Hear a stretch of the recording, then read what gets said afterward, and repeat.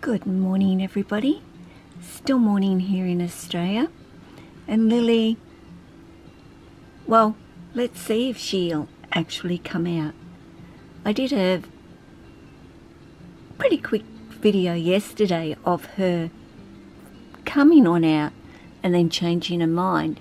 But that was more about Lily coming out after her shed, checking that everything here in the room hadn't changed. It had been a few weeks, actually, her shedding process. So for her, it was just making sure everything was still here and I was still here and all was good, even though, as I said, I speak to her often. Yes, I talk to my snakes. Does not make me crazy. In actual fact, I think it makes me pretty normal. So I don't know why my dog all of a sudden has decided to have a whinge at the back door, but that's probably because, yeah guys, I've got the camera on. Have I put the camera on, dude? Hey? You don't have to whinge and grizzle because I'm not paying any attention to you. Before I get Lily out, Jack shed. So he's looking rather handsome, though I think he always does. I haven't ventured in, but I will be very soon to get his shed, of course, and freshen up his enclosure for him. But Lily, are we going to come on out today at all? Or we're going to just do our little sticky nose, have a little look around, make sure everything's still okay, or what? Hey, beautiful. Hello, beautiful. It's just a usual kind of quick little hello, and then we'll go pretty much and do her thing. Now, you may think, how often do I handle Lily? Because pretty much all you ever see her doing is heading off to her playground. And that is pretty much what this all is up here, is a snake's playground. And how often do I handle Lily? Well, you know, I touch her a lot and often. I've put in a lot of time with Lily over the time that I've had her, where I was handling her and having her with me, because that is, as I've said, where it all starts, with that bond and that trust of us.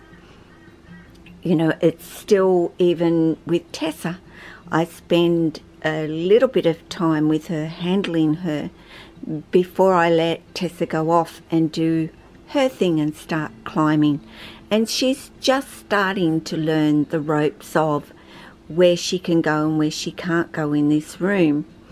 And learning the rules is what I say about having the freedom. My big snakes, such as Lily, Jack and even Jessie, have already got to the point where they do very much know the rules. I'm just trying to find where you can see her. You know, Lily always tests the boundaries of my rules until Mum catches her, of course, and then she goes like, oops, I've been sprung. But she'll also smell Tessa, who was out here exploring and, yeah, checking out Lily's playground, but it is Tessa's too. Oh, and I still haven't really got a view of what Lily is doing, but she's checking everything out. Of course, I still don't think we can see her. Checking everything out down there. Make sure nothing much about down there has changed, I guess. I'll see if she's going to come on up, which she is. And there she is. trust. Now, I hear people constantly saying that you should never 100% trust your snakes.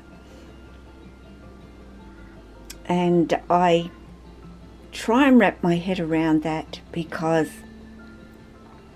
I feel that if you... That's a very beautiful shot, Lily. If you know your snakes, if you spent the time with them, you've got to know them.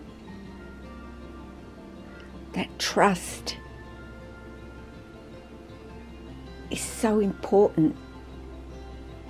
If you don't have it, I know that's new.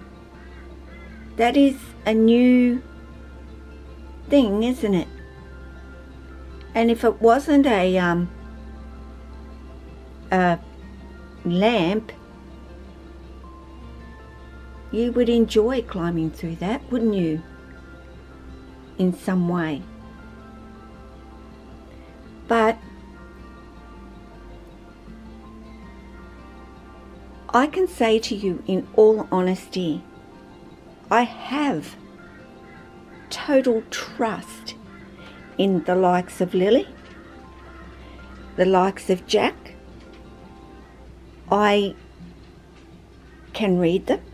I have very rarely ever known Lily to ever be in a bad mood where she has said to me, not today. In actual fact, would make a change actually if she did that sometimes for me, but she doesn't. But unless you have that with your snakes, I don't believe you can truly enjoy them to the fullest. And why I say so often, it is so important to build that trust with them and to have that bond with them. You do that. I know that's a funny thing there, isn't it? It's a Christmas decor. I know a few things have changed, haven't they? Like that was not there. Well, I think Tessa was gone. I'm not sure. But you've got to have that trust to... I'm not very good at finding words, honestly, when it comes to explaining a lot of things that I do really want to say about my snakes. But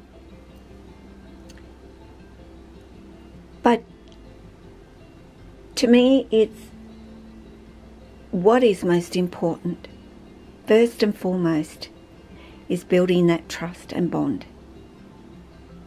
Till then, you're wondering and you're watching and you're observing, which I mean I always do, but more in an intent way. Now, I just know them so well, and I know that they know me so well. They know now in their life I am not going to hurt them, that I am not in any way something that they will need to fear or be ever worried about in their life. You know, I've learnt to realise Lily, after she's had her belly full, she could care less that I put my hand in there and I reach in there and I go to do anything. Jack, I've learnt to realise, give him 24 hours, 48 hours to let him know it's no longer a feeding thing that I'm doing with him.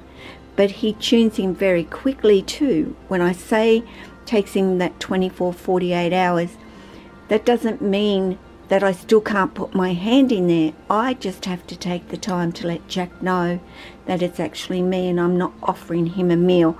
And once he gets that, I can go in there, I can do whatever I like. I could pick him up, I could, yeah, pat him on the head. He would care less. But that initial thought is, when I open that door, is it going to be more food? Now look at Lily. You know, she knows things are different. What's this? Hey, that was not here the last time I was here. And she's going to check it all out, make sure that it's all cool, that it's nothing that's, yeah, going to do her any harm. And once she's been all over and checked everything out, because the decoration's new, even the couple of plants are new, the picture's new, the candles are new, and that is certainly new. She's going to explore everything. She's going to taste everything. That's what snakes do. And that's what I mean about in their homes. Yes, you know, you can change a few bits and pieces around to give them some variety and enrichment. For me, you know, I change things regularly out here, and they love it. They just love checking everything out that's new and different, and they're able to do that. They're able to come out and explore and check things out because they don't have to worry about anything harming them. They're completely relaxed, so they can get on with enjoying what they're able to do out here, and that's explore and learn and educate themselves about things. We're done with them, your snakes are going to be done. But I'll tell you, even so, they're always going to be smarter in many ways. You've just got to see it. You've got to take notice, understand them, read them. That trust and bond will come. And I think that is all about the fact that you've actually taken the time. You've acknowledged them.